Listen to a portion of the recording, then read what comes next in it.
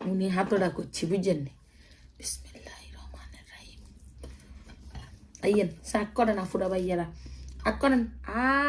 করেন না দুটো ভাত খাওয়াই দি বিসমিল্লাহ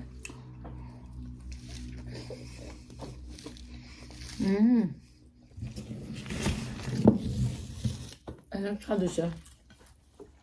হঠাৎ করে আজ বেটে গলাতে আজ একটু গা হয়েছে এই যে রসুন